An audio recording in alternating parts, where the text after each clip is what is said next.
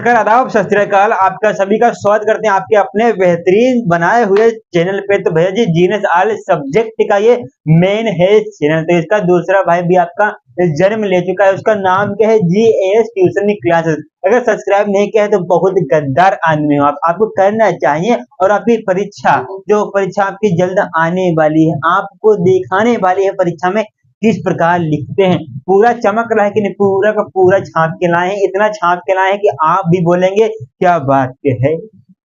कतई पूरा का पूरा मजा आने वाला है। विद्युत जनित्र या डायनमो आप जिसे बोलते हैं, यांत्रिक ऊर्जा को विद्युत ऊर्जा में बदलने का काम कौन करता है? आप नहीं करते। आपके घर में जो लगा है क्या, विद्युत जनित्र या डायनमो आप बोलते हैं, वही काम करता है। उसी काम को मद्देनजर रखते हुए अब ठंड का मौसम में आग की भी जरा एहसास कर लिया जाए, तो कर लिया जाए। और आपको यहाँ पे बता दिया जाए कि पेपर में कितना लिख के आएंगे तो कितना नंबर मिलेगा। अरे जितना यहाँ पे लिखा है बाबू से, जितना यहाँ पे लिखा है उतना लिख के आना है। बस आपको सेम 5 नंबर में पूछा जाता है। 5 में से आपके 5 मिलने वाले हैं, 4.5 भी नहीं मिलेगा, पूरे 5 मिलने वाले। इतना बात आप मेरे ध्यान कर लीजिए एकदम बढ़िया तरीके से। और दिल दिमाग डाटा तीनों बढ़िया मेंटेन कर लीजिए। अगर रिचार्ज कम हो गया हो तो MB ले लीजिए, या फोन लगा के हेलो रिचार्ज खत्म हो गया है कर दियो, ठीक। तो आइए अब यहाँ पे आपको भैया जी चित्र बहुत जरूर बनाना है।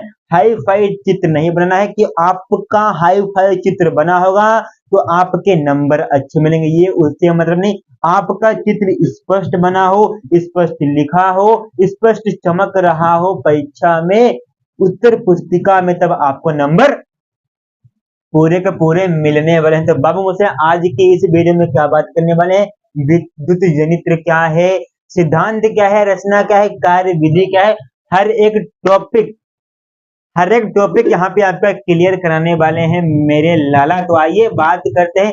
अब इसकी क्या बात होगी, अब उसकी क्या बात होगी, अब किसी की बात नहीं, मेन टॉपिक की बात होने वाली है कि विद्युत जनित्र या डायनेमो बोलते हैं। तो डायनेमो स्कूटी किसके पास है, तो डायनेमो स्कूटी किसके पास है, किसी के पास नहीं।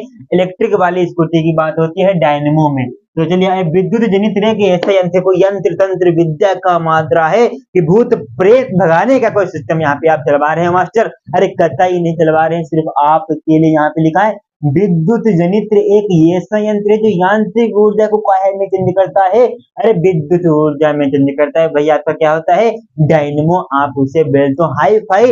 इधर लंबा चौड़ा लिख के नहीं ना, एक पेज लिखेंगे या 1.5 पेज लिखेंगे, पूरे 5 नंबर मिलने वाले हैं। और हमारी बात माने अगर आप, तो आप मेरी बात माने, जितना यहाँ पे लिखा है आप उतना ही लिखे, आपको पूरे नंबर मिलेंगे मोरे लाला।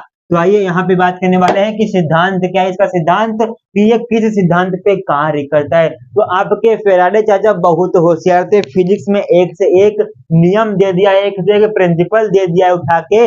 लगता है फिजिक्स से ही पढ़ते रहते थे, पूरी जिंदगी बीत गई, उनका नाम ही नहीं छूट रहा है। तब से सुन है, तब से आए जा रहे हैं, पता नहीं क्या करने वाले हैं। तो इस सिद्धांत पे, किस सिद्धांत पे कार्य करता है, तो मोरे लाला देखे यह फेराडे के विद्युत चुंबकीय प्रेरण के सिद्धांत पर कार्य करता है। अर्थात फेराडे का विद्युत चुंबकीय प्रेरण सिद्धांत का मतलब क्या है, यही बात कराने वाले हैं। इसी बात पे, इसी सिद्धांत को आपको विधिवत तरीके से बताने वाले। तो आइए मेरे प्यारे भाई, तो अर्थात जब किसी कुंडली में चुंबकीय क्षेत्र को भैया जी, चुंबकीय क्षेत्र को जब किसी कुंडली में चुंबकीय क्षेत्र को घन घुमाएंगे, फिर उसके बाद तो चुंबकीय फलकों की संख्या में परिवर्तन होने लगता है।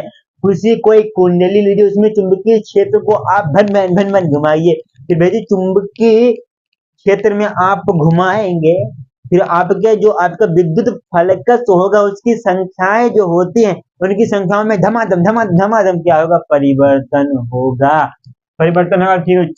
ठीक, चुंबकीय फलकों की संख्या में क्या होगा, परिवर्तन होने लगता है, जिसके कारण कुंडली में प्रेरित धारा क्या होती है, अरे कुंडली में प्रेरित धारा उत्पन्न हो जाती है। मेन मुद्दे की बात है। अब उसके बाद आगे क्या बात है, इसकी रचना कैसे करेंगे, इसकी संरचना कैसे करेंगे, इसको पेपर में लिखेंगे कैसे, इसके टाइप कितने होते हैं, मेन मुद्दे की बात तो आपके यहाँ पे आती है। तो देखने वाले इसको निम्नलिखित 4 भागों में बांटा जा सकता है या बांटा गया है। तो ये आप देख रहे बहुत मारेंगे, कतई लिफाफा बना देंगे आपको मारते मारते। तो विद्युत जनित्र की संरचना कितने प्रकार से कक्षा 12 में आपको देखने को मिलती है? तो भैया 4 प्रकार से देखने को मिलती है। सबसे पहले तो आपको यहाँ पे चुंबक देखने को मिलेंगे, फिर आर्मेचर, फिर भैया जी सर्पी बले, फिर आपका ब्रश का चुंबक, आर्मेचर, सर्पी बले, ब्रश, ये आपको देखने को मिलेगा। तो ये आर्मेचर क्या होता है, चुंबक क्या होता है, ये नहीं है वो तो चुंबक की बात नहीं, सही पहचाना, उन्हीं चुंबकीय की बात हो रही है। तो भैया जी चुंबक यहाँ एक अति शक्तिशाली मास्टर, अति शक्तिशाली क्या होता है कि इसमें शक्ति की कमी होती है, कहते उल्टा समझिए कि इसमें इतनी शक्ति होती है कि अगर आपको लगा दे तो आपकी ऐसी की तैसी हो जाएगी। इतनी बात समझ लीजिए कि यह एक अति शक्तिशाली चुंबक होती है जिसके ध्रुव कितने होते हैं बम से? अरे 20, किसने बोला? अरे 2 होते हैं। कौन कौन से? यन और इसमें धारा कहां से कहां तक जाती है भैया जी? धारा नहीं, जिसकी रेखाएं होती हैं वो आपकी यन से यस के तरफ जाती हैं, ध्रुव की ओर जाती है। यन ध्रुव से यस ध्रुव की ओर चुंबकीय रेखाएं जाती हैं। तो मेरे लाला समझ गए ना पूरी बात? चलिए आइए, चुंबक को समझ गए हैं, आर्मेचर को क्या बोलते हैं? आर्मेचर को आर्मेचर ही बोलते हैं, ठीक, कोई दिक्कत की बात नहीं। आर्मेचर होता क्या है आप यहाँ पे देख लीजिए, ये फिगर बनाए, इस फिगर को आपको पढ़ाते चलेंगे, पूरा दिमाग में यहाँ से यहाँ तक कॉन्टेक्ट कराए दिए हैं, टेंशन काहे ले रहे हो। तो यन यस ये आपके क्या है भैया जी? यन यस ये आपके क्या है? ध्रुव है, वो भी कौन से ध्रुव है? चुंबक के। बीच में क्या है? ए बी सी डी, ये क्या है? अब इस पे बात करने वाले। आइए यहाँ पे क्या लिखा है? यह एक आयताकार कुंडली ए बी सी डी होती है। भैया जी ए बी सी डी कहाँ पे लिखा है? अरे एन एस बीच के एन एस ध्रुवों चुंबकों के बीच में ए बी सी डी हमको दिख रहा है। कहाँ पे? ए बी सी डी दिख रहा है। ये आयताकार होती है बाबू मुसाय, आयताकार कुंडली आयताकार होती है, मतलब कि आयताकार कुंडली ए बी सी डी है या होती है, जो तांबे के तार को क्रोड पर लपेट कर बनाई जाती है। मतलब कि तांबे के तार को आपको लेना है। और क्रोड नाम सुना है, नहीं सुना है तो कभी देख लीजिए, सर्च मारिए, गूगलिया लीजिए आप उसको, ठीक, गूगलिया लीजिए, गूगल पे सर्च मार सकते हैं। तो भैया तांबे के तारों को लपेट कर ये बनाई जाती है ना मेरे लाला। तो जिसके ध्रुव एन बाय एस होते हैं, अरे कहाँ पहुंच गया मास्टर, भटक गए क्या? नहीं भटके नहीं है, कि भटकना भी जरूरी है, बिछड़ना भी जरूरी है। तो यहाँ पे यहाँ एक आयताकार कुंडली ए बी सी डी होती है, जो तांबे के तार को क्रोड पर लपेट कर बनाई जाती है। आपकी घर की भाषा आप सुन पा रहे हैं, अच्छी बात है। तो सर्पी बले क्या होता है, इधर पे भी बात करने वाले हैं, सर्पी बले पे बात भी करने वाले हैं। दिक्कत दुविधा की बात नहीं होने वाली है, पूरा सिस्टम बताने। कुंडली के दोनों सिरों दो अलग अलग धातुओं के छल्लों से लटके होते हैं या जुड़े होते हैं, जिन्हें सर्पी बले कहते। मास्टर सर्पी बले क्या है? यस वन यस टू कहीं पे आपको दिख रहा है